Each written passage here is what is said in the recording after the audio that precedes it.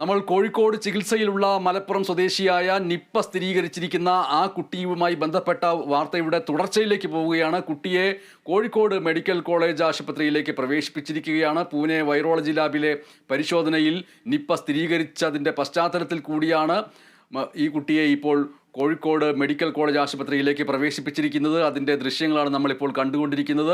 ഒരു പക്ഷേ ഒരു കാലഘട്ടത്തിന് ശേഷം വീണ്ടും നമ്മൾ ഭയപ്പാടോടുകൂടി കണ്ടിരുന്ന ആ ദൃശ്യങ്ങൾ, ആ വേഷങ്ങൾ, നിപ്പ പടർന്ന സമയത്ത് അതിനെ പ്രതിരോധിക്കാൻ അക്ഷന്തവ്യമായിട്ട് ശ്രമിച്ചുകൊണ്ടേയിരുന്ന, അശ്രാന്ത പരിശ്രമം നടത്തിക്കൊണ്ടിരുന്ന ഡോക്ടർമാർ, ആതുര ശുശ്രൂഷകർ, അവർ ധരിച്ചിരുന്ന വേഷങ്ങൾ, ഭയപ്പാടോടുകൂടി കേരളം കണ്ട ദൃശ്യങ്ങൾ, പിന്നീട് ആ ഭയം കോവിഡ് വന്നപ്പോൾ മാറുകയും നമ്മൾ ആരോഗ്യരംഗത്ത് ഇത്തരത്തിലുള്ള കാര്യങ്ങൾ വളരെ പ്രധാനപ്പെട്ടതാണെന്ന് തിരിച്ചറിയുകയും ചെയ്തിരിക്കുന്നു. ഇപ്പോൾ 14 വയസ്സുള്ള ആ കുട്ടിയെ, ഗുരുതരമായ അവസ്ഥയിലുള്ള നിപ്പ സ്ഥിരീകരിക്കപ്പെട്ട ആ കുരുന്നിനെ, 14 വയസ്സുള്ള കുട്ടിയെ കോഴിക്കോട് മെഡിക്കൽ കോളേജ് ആശുപത്രിയിലേക്ക് മാറ്റിയിരിക്കുന്നു. അതിൻ്റെ ദൃശ്യങ്ങൾ, അവിടെ നിന്ന് ഈ വാർത്ത റിപ്പോർട്ട് ചെയ്യാൻ റിയാസ് KMR ഉണ്ട്. റിയാസ്, കണ്ടതും അറിഞ്ഞതും എന്തൊക്കെയാണ്?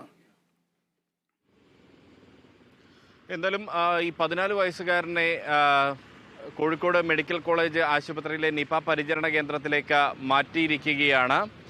ആരോഗ്യമന്ത്രി വീണ ജോർജ് നേരത്തെ തന്നെ പറഞ്ഞിരുന്നു, നിപ സ്ഥിരീകരിച്ച ഉടൻ തന്നെ കുട്ടിയെ സ്വകാര്യ ആശുപത്രിയിൽ നിന്നും കോഴിക്കോട് മെഡിക്കൽ കോളേജ് ആശുപത്രിയിലെ നിപ പരിചരണ കേന്ദ്രത്തിലേക്ക് മാറ്റും എന്നുള്ള കാര്യം. സ്വകാര്യ ആശുപത്രിയിൽ നിന്നാണ് ഈ കുട്ടിയെ പ്രത്യേകം സജ്ജീകരിച്ച ICU ആംബുലൻസിൽ വെന്റിലേറ്ററിൽ ആണ് കുട്ടിയുള്ളത്. ഗുരുതര നിലയിലാണ്. ഇപ്പോൾ കോഴിക്കോട് മെഡിക്കൽ കോളേജ് ആശുപത്രിയിലെ ഈ നിപ പരിചരണ കേന്ദ്രത്തിലേക്ക് മാറ്റിയിട്ടുണ്ട്. ഇവിടെ സജ്ജീകരിച്ച ഐസൊലേഷൻ വാർഡിൽ വെന്റിലേറ്ററിലാണ് കുട്ടിയെ മാറ്റിയിരിക്കുന്നത്. കുട്ടിക്കൊപ്പം തന്നെ നിരീക്ഷണത്തിലുള്ള 3 പേരെയും ഐസൊലേഷൻ മുറികളിലേക്ക് ഈ കോഴിക്കോട് മെഡിക്കൽ കോളേജിലെ പരിചരണ കേന്ദ്രത്തിലെ ഐസൊലേഷൻ മുറികളിലേക്ക് മാറ്റിയിട്ടുണ്ട്. അതിൻ്റെ ദൃശ്യങ്ങളാണ് ഈ നമ്മളിപ്പോൾ കാണുന്ന ആ ദൃശ്യങ്ങൾ എന്ന് പറയുന്നത്. മറ്റൊന്ന്, ഈ കുട്ടിയുടെ ചികിത്സയുടെ റൂട്ട് മാപ്പ് പുറത്തു വന്നിരിക്കുന്നു എന്നുള്ളതാണ് ഏറ്റവും പുതിയ മറ്റൊരു വിവരം എന്ന് പറയുന്നത്. ഈ കുട്ടി അതായത് ഈ 14-കാരൻ ഇന്ന് പുലർച്ചെ മുതൽ തന്നെ ഇത് നേരിടാൻ ആവശ്യമായ സജ്ജീകരണങ്ങളെല്ലാം തന്നെ തുടങ്ങിയിരുന്നു. എന്തായാലും ഈ കുട്ടിക്ക് പനി ബാധിച്ചത് 10-നാണ്. ഈ മാസം 10-ന് പനി ബാധിച്ചു 14-കാരൻ. പിന്നീട് 12-ന് സ്വകാര്യ ക്ലിനിക്കിൽ ചികിത്സ തേടി. അതിനുശേഷം 13-ന് പാണ്ടിക്കാട് സ്വകാര്യ ആശുപത്രിയിൽ കുട്ടിയെ കാണിച്ചു. 15-ന് ഇതേ സ്വകാര്യ ആശുപത്രിയിൽ പ്രവേശിപ്പിച്ചു. എന്നാൽ പിന്നീട് പെരിന്തൽമണ്ണയിലെ മറ്റൊരു സ്വകാര്യ ആശുപത്രിയിലേക്ക് കുട്ടിയെ മാറ്റി. അതിനുശേഷമാണ് കോഴിക്കോട് സ്വകാര്യ ആശുപത്രിയിലേക്ക് കുട്ടിയെ മാറ്റിയത്. ഈ കോഴിക്കോട് സ്വകാര്യ ആശുപത്രിയിൽ വെച്ച് ശേഖരിച്ച സാമ്പിളിലാണ് രോഗം സ്ഥിരീകരിച്ചത്. ആദ്യം ഇത് കോഴിക്കോട് മെഡിക്കൽ കോളേജിലെ വൈറോളജി ലാബിൽ ഈ കുട്ടിയുടെ സാമ്പിൾ പരിശോധിച്ചു. പിന്നീട് ബുധനാഴ്ച മറ്റൊരു സാമ്പിൾ എടുത്തു. ആ ബുധനാഴ്ച എടുത്ത സാമ്പിൾ പൂനെയിലെ വൈറോളജി ലാബിലേക്ക് അയച്ചു.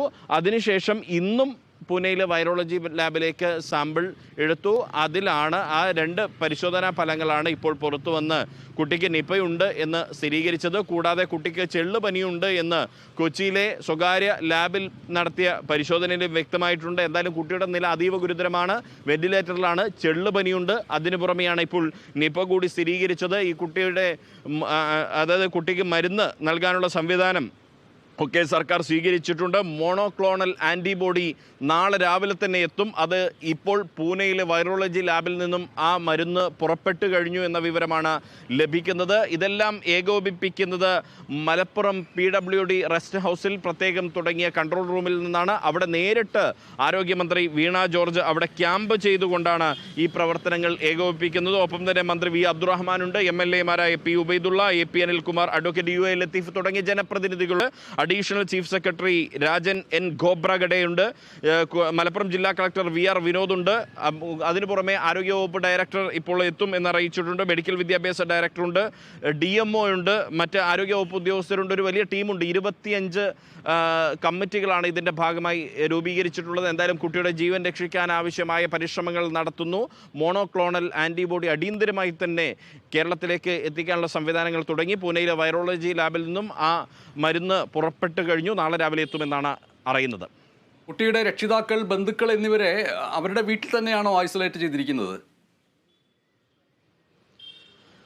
കുട്ടിക്കൊപ്പം തന്നെ, അതായത് കുട്ടിയുടെ മുറിയിലുള്ള പ്രത്യേകം ഐസൊലേഷൻ വാർഡുകളിലാണ് ഇവരെ കോഴിക്കോട് മെഡിക്കൽ കോളേജിലെ നിപ്പ പരിചരണ കേന്ദ്രത്തിലാണ് ഇവരെയും പ്രവേശിപ്പിച്ചിരിക്കുന്നത് 3 പേരെ. മാത്രമല്ല ഈ കുട്ടിയുമായി മറ്റെന്തെങ്കിലും കോണ്ടാക്റ്റുള്ള ആളുകളെ കണ്ടെത്താനുള്ള ട്രേസ് ഔട്ട് സംവിധാനവും തുടങ്ങിയിട്ടുണ്ട്. ഇന്ന് പുലർച്ചെ മുതൽ തന്നെ ഇതിനാവശ്യമായ ജാഗ്രത പ്രവർത്തനങ്ങൾ ആരോഗ്യവകുപ്പിൻ്റെ ഭാഗത്തു നിന്നും തുടങ്ങിയിരുന്നു. ഈ നിപ്പ എന്ന സംശയം വരുന്നതിന് മുൻപ് തന്നെ പുലർച്ചെ അതീവ രഹസ്യമായി പ്രാദേശിക തലത്തിലുള്ള തദ്ദേശ സ്വയംഭരണ സ്ഥാപനങ്ങളെ ഉൾപ്പെടെ അറിയിച്ചുകൊണ്ട്, ആരോഗ്യവകുപ്പ് അധികൃതരെ അറിയിച്ചുകൊണ്ട് ആരോഗ്യവകുപ്പ് ജാഗ്രതാ പ്രവർത്തനങ്ങൾ മലപ്പുറം പാണ്ടിക്കാട് കേന്ദ്രീകരിച്ച് നടത്തിയിരുന്നു എന്നുള്ളതാണ്. അത് വളരെ സജീവമായി മലപ്പുറം ജില്ലയ്ക്ക് മാത്രമാണോ? മലപ്പുറത്തെ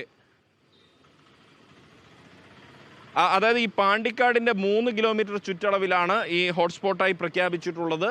മാത്രമല്ല ഈ കുട്ടിയുമായി പ്രൈമറി, സെക്കൻഡറി, ഹൈറിസ്ക് കോണ്ടാക്റ്റ് ഉള്ളവർ ആരൊക്കെയാണ് എന്ന് ട്രേസ് ഔട്ട് ചെയ്യാനുള്ള ഒരു ശ്രമം നടത്തിക്കൊണ്ടിരിക്കുന്നു. അത്തരം ആളുകളെ നിരീക്ഷണത്തിലേക്ക് മാറ്റും. മഞ്ചേരി മെഡിക്കൽ കോളേജിൽ 30 റൂമുകൾ ഇതിനായി ഐസൊലേഷനായി ക്രമീകരിച്ചിട്ടുണ്ട്. അതുകൂടാതെ കോഴിക്കോട് മെഡിക്കൽ കോളേജിൽ നേരത്തെ തന്നെയുള്ള നിപ പരിചരണ കേന്ദ്രമുണ്ട്. അവിടെ ആവശ്യമായി വരികയാണെങ്കിൽ അവിടേക്കും ആളുകളെ മാറ്റും. ഏതായാലും തുടക്കത്തിൽ അത് വലിയ രോഗലക്ഷണങ്ങളൊന്നുമില്ല എന്ന് കാണുകയാണെങ്കിൽ അവരെ മഞ്ചേരി മെഡിക്കൽ കോളേജിലായിരിക്കും പ്രവേശിപ്പിക്കുക. കൂടാതെ മഞ്ചേരി മെഡിക്കൽ കോളേജിലെ ICU സംവിധാനമുണ്ട്. 6 കിടക്കകളുള്ള ഒരു ICU സംവിധാനമാണ് അവിടെ ഏർപ്പെടുത്തിയിരിക്കുന്നത്.